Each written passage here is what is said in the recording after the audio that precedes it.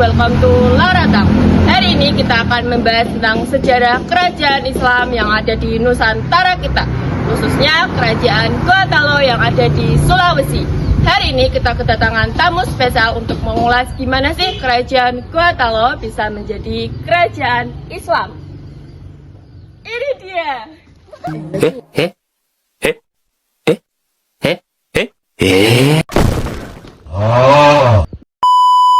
Halo semuanya. Widih, pada kelas menjadi raja gagal nih. Ya enggak dong, aku tuh raja dari kerajaan Gua Talo. Aku si ayam jantan dari timur, Sultan Hasanuddin. Emang jadi sultan beneran? Ya enggak dong, namanya juga tugas sekolah, suruh cosplay. Lah, ini raja dari mana? Loh, gimana sih? Aku ini sesepuhnya. Kamu malah nggak tahu aku yang mendirikan Gua Talo. Namaku Sultan Alam. Nah, mumpung kalian berdua ada di sini, aku kepo banget nih. Gimana sih awal mula terbentuknya kerajaan Gua Talo? Dulu aku dengar ini tuh dua kerajaan yang berbeda. Ah, bener banget tuh.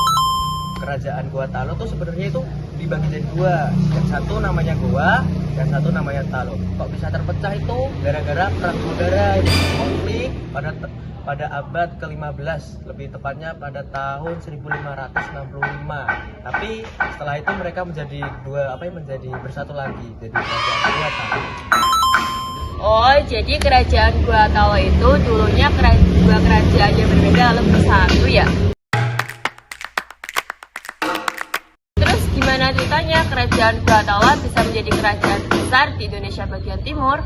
Oh, jadi gini, dua kerajaan itu tibanya memiliki kayak tempat yang paling strategis nih buat jalur kapal-kapal atau transit buat bagian rempah-rempah, apalagi di bagian Ambon dan Jawa, lebih tepatnya di Somba Opu. Nah, dulu kan kerajaan Gua Talo itu kan kerajaannya bercorak Hindu. Gimana ceritanya Pak bisa jadi kerajaan Islam? Awalnya aku memutuskan beralih ke agama Islam pada tahun 1605. Nah, itu aku setelah beralih ke agama Islam, aku diberi gelar Sultan Alauddin. Oh, gelar kamu Sultan Alauddin. Nah, aku di situ juga sangat mendukung pengislaman di wilayah kerajaan ini. Karena aku juga Menganut Islam ya, mutlak. menganut sistem mutlak. Nah, pada konsep menganut sistem mutlak itu konsep menganut. Jadi setelah 6 tahun, Kamu menjabat itu kan Raja Islam Jadi, lah ya. Sultan. ya setelah kamu menjabat sultan, akhirnya Islam itu apa namanya? Menyebar luas di kerajaanmu. Khususnya bagian selatan kayaknya, betul nggak? Ya, Jadi begitu. di Sulawesi khususnya di bagian selatan itu beralih ke Muslim. Nah, setelah beberapa tahun kan, sebenarnya tuh katanya Gua Talo tuh kedatangan VOC. Kok bisa sih VOC itu nyerang Gua Talo? Nah, itu dia kok.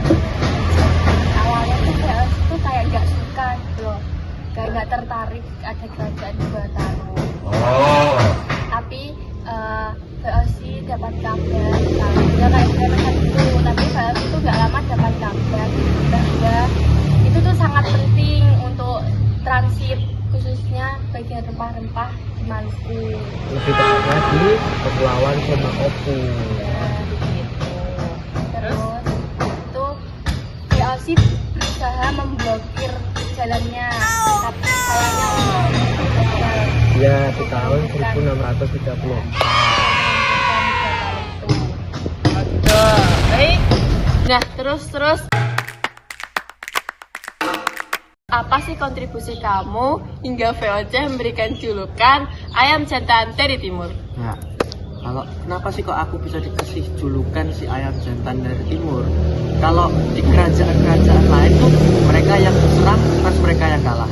Tapi kalau di kerajaanku sendiri beda ceritanya. Aku yang malah mau ngobrak-ngabrik VOC itu. Wih, beda dari yang lain nih. Jelas, aku tuh orangnya tangguh, kesatria dan pemberani. Jadi pasukanku itu kukerahkan semua untuk menyerang para VOC, memporak-porandakan apa namanya kapal-kapal mereka. Aku menjarahnya seperti itu deh. Sampai makanya orang Belanda tuh ngasih aku julukan si ayam jantan dari timur, atau kalau di bahasa Belandanya sendiri Van Haset. Bentar, tadi kan katanya Sultan Hasanuddin itu disegani sama Belanda tuh. Terus gimana ceritanya Gua Talo bisa kalah atau bakal rusuh negara Belanda? Nah, jadinya tuh ceritanya gitu. Setelah aku menang melawan Belanda itu, semuanya kan aku ambil dari mereka. Aku porak-porandakan mereka, kapal-kapal dan penjara yang diisi dari mereka. Lalu Belanda tuh nggak terima aku telah melakukan mereka. Mereka tuh langsung mengambil banyak bantuan di tempatnya pasukan mereka, bawa ke Makassar, lalu mengalahkan kerajaan-kerajaan kecil di samping-samping Gua Talo. Setelah itu dia menyerang kerajaan Gua Talo, tapi aku sudah berusaha untuk mengalahkan mereka. Namun karena aku nggak bisa, aku langsung turun tahta. Namun sebelum turun tahta, aku membuat perjanjian pada tahun 1667, yaitu perjanjian Bungaya namanya. Setelah turun tahta, anakku naik tahta yang memberi nama Amir Hamzah. Sultan Amir Hamzah. Lalu setelah Sultan Amir Hamzah ini naik, dia itu sangat menentang keras ya, menentang keras yang namanya penjajahan Belanda. Dia melawan Belanda, namun Belanda itu sangat kuat. Jadi mereka itu murka, lalu mengalahkan yang namanya kerajaan yang seluruh di Makassar. Damn, bro.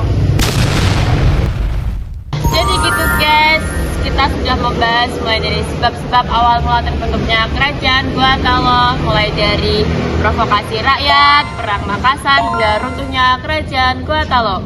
Jadi sampai di sini dulu ya. Rajanya udah mau pulang ke istana, bosnya juga udah lapar. Sekian dari saya, mohon maaf sebesar-besarnya apabila ada salah kata, salah mengartikan, atau sumber sejarah. Wassalamualaikum warahmatullahi wabarakatuh.